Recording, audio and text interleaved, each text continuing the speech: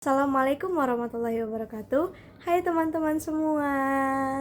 Perkenalkan, nama saya Deni Cahyaningrum. Biasanya di kelas saya dipanggil Deni. Saya di kelas memiliki absen nomor urut 6. Saya kelas 105 SMA Negeri 1 Jempa Putih, Banda Aceh. Saya Anissa Maira. Kali ini kita ngapain ya? Oke. Kali ini dia akan menyampaikan apa sih ilmu kimia itu. Mungkin dia akan membahas lebih lanjut hakikat ilmu kimia. Selamat menyaksikan, jangan lupa nonton sampai akhir ya. Baik, di sini kami akan bergantian untuk memberikan pertanyaan tentang hakikat ilmu kimia. Baiklah, pertanyaan pertama dari Dea yaitu, kira-kira apakah Anissa tahu kata ilmu kimia itu apa? Akan menjawab pertanyaan dari Diani Cahyaningrum. Yaitu pertanyaan pertama adalah, apa itu kata kimia? Kimia sangat dekat di dalam kehidupan kita, seperti halnya kita meminum air. Air adalah suatu zat kimia, H2O, dan kita setiap harinya menghirup oksigen. Oksigen adalah O2. Dan kita setiap harinya memakan makanan pokok yang mengandung senyawa-senyawa kimia dan terbentuk dalam nasi. Jadi, kimia itu sangat penting dalam kehidupan kita. Dan kita hidup dengan adanya kimia. Apakah itu pengenalan ilmu kimia? Bisa bantu dia jawab nggak ya? Baiklah, di sini dia akan mengenalkan apa sih ilmu kimia itu. Baik, ilmu kimia terdapat dalam surah Ali Imran ayat 190 sampai 191, yang dimana ayat itu berbunyi seperti ini. A'udzu billahi minasyaitonir rajim. Bismillahirrahmanirrahim. Inna fi khalqis samawati wal ardi wa ikhtilafil laili wan nahari la ayatin la uli an albab alladzina yadhkuruna Allaha qiyaman wa qu'udan wa 'ala junubihim wa yatafakkaruna fi khalqis samawati wal ard Rabbana ma khalaqta hadzal batil subhanaka faqina adzaban nar. Shadaqallahul azim. Artinya berbunyi seperti ini. Sesungguhnya dalam penciptaan langit dan bumi dan silih bergantinya malam dan siang terdapat tanda-tanda bagi orang-orang yang berakal, yaitu orang-orang yang mengingat Allah sambil berdiri atau duduk atau dalam keadaan berbaring, dan mereka memikirkan tentang penciptaan langit dan bumi, seraya berkata, "Ya Tuhan kami, tiadalah Engkau menciptakan ini dengan sia-sia. Maha suci Engkau, maka peliharalah kami dari siksa neraka." Maka dari itu, makna yang dapat kita ambil dari ayat kedua ini ialah Allah yang menciptakan langit dan bumi. Allah yang mengubah malam dan siang. Allah menciptakan makhluknya tidak karena sia-sia. Maka kita sebagai makhluk Allah, janganlah kita menyia-nyiakan kesempatan kehidupan kita di dunia. Allah menyuruh kita untuk mempelajari keindahan dan keteraturan hukum-hukum ilahi di alam semesta, yang dimana mungkin ini dapat menciptakan pemahaman-pemahaman yang meningkatkan ketakwaan kita terhadap Allah Subhanahu wa Ta'ala. Jadi, ilmu kimia adalah ilmu yang mempelajari keindahan dan keteraturan hukum-hukum ilahi di alam semesta. Yang pemahaman terhadap ilmu tersebut dapat meningkatkan kita kepada Allah. Jadi, ilmu kimia itu bukanlah sama sekali ilmu yang dipelajari di sekolah lalu dilupakan setelah kita tamat sekolah. Namun, ilmu kimia itu adalah ilmu yang sangat erat dengan kehidupan kita sehari-hari.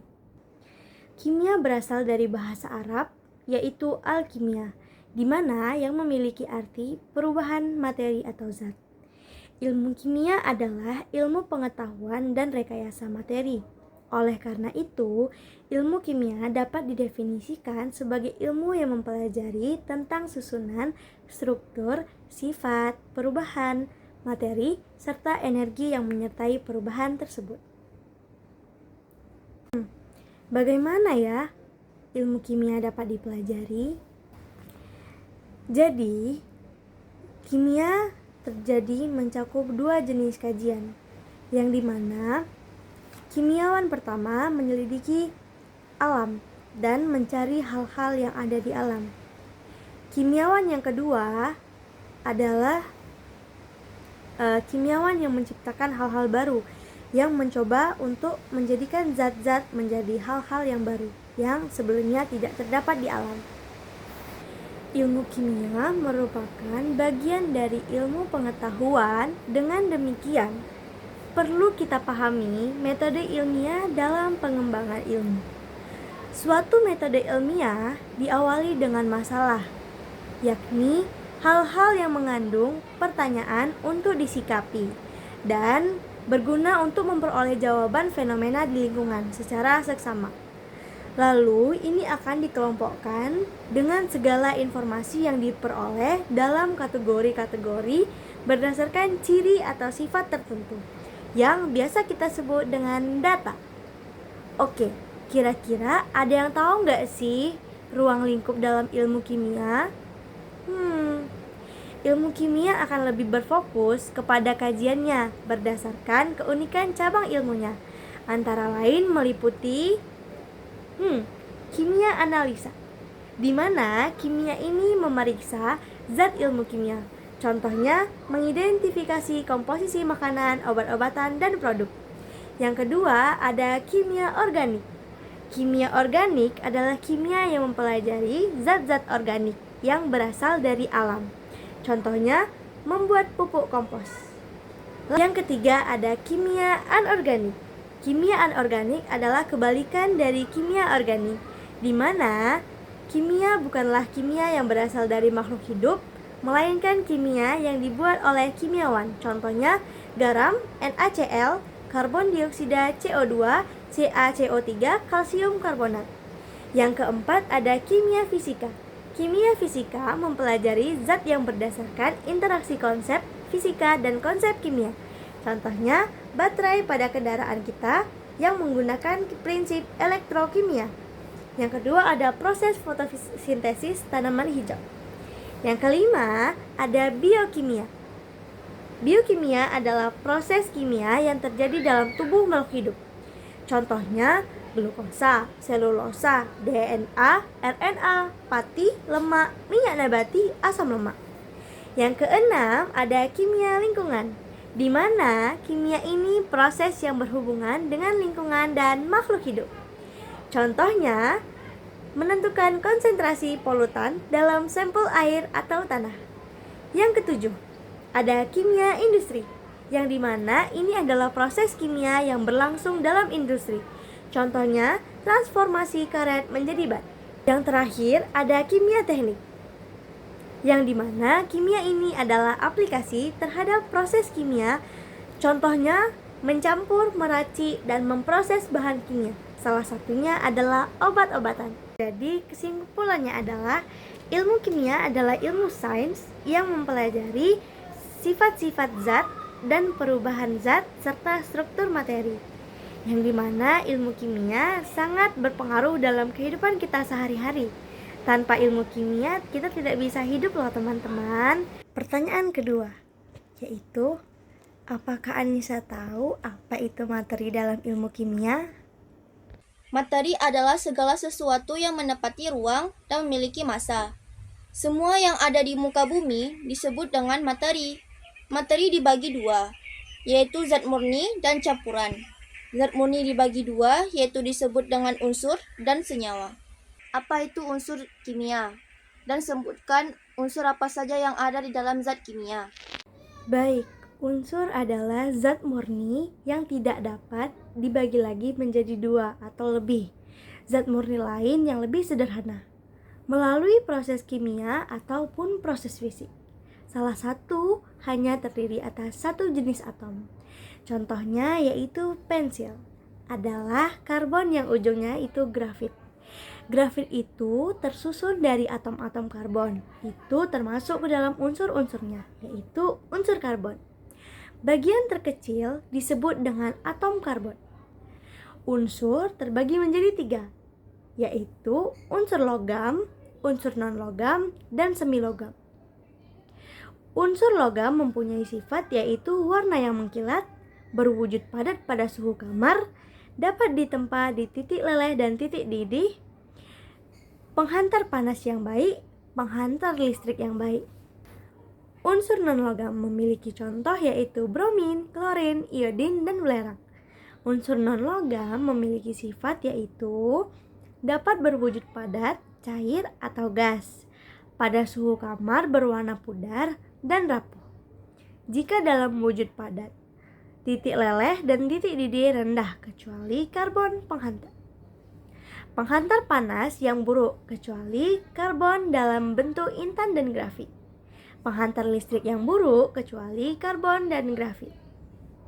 Dan yang terakhir, unsur semilogam, metaloid, yang mempunyai sifat sekaligus sifat logam dan non-logam seperti baron, silikon, dan germanium. Pertanyaan ketiga, apa sih senyawa dalam zat kimia itu? Senyawa adalah zat murni yang terbentuk dari penggabungan dua unsur atau lebih melalui reaksi kimia. Contohnya adalah H2O. H adalah hidrogen dan O adalah oksigen. Contoh lainnya adalah NaCl, yaitu natrium klorida, terbentuk dalam unsur natrium dan klorida. Yang ketiga adalah senyawa pada zat kimia. Di sini, Dea akan menambahkan sedikit materi mengenai campuran. Campuran adalah gabungan dua atau lebih zat murni yang tidak terjadi melalui reaksi kimia, tetapi hanya terjadi melalui pencampuran fisik. Campuran ini dibagi menjadi dua, yaitu homogen dan heterogen. Yang pertama ada campuran homogen. Campuran homogen disebut juga sebagai larutan. Campuran ini memiliki partikel-partikel yang merata di segala ruang dengan komposisi yang seragam. Campuran ini tidak terlihat adanya lapisan pembatas antar komponen. Campuran homogen memiliki pelarut dan zat terlarut yang bercampur secara merata membentuk satu fase. Campuran heterogen. Campuran heterogen memiliki komposisi zat penyusun di seluruh ruang, tidak seragam. Campuran ini terlihat adanya lapisan pembatas antar komponen. Campuran ini sangat berbeda. Campuran ini berbentuk dua fase atau lebih. Oke, saksikan video Dea terus selanjutnya ya. Terima kasih telah menonton video Dea. Mungkin jika ada kesalahan atau kekurangan, Dea mohon maaf yang sebesar-besarnya, karena yang sempurna hanyalah milik Allah Subhanahu wa Ta'ala. Mungkin cuma ini yang dapat Dea sampaikan tentang hakikat ilmu kimia. Sampai jumpa di next video. Bye bye. Assalamualaikum warahmatullahi wabarakatuh.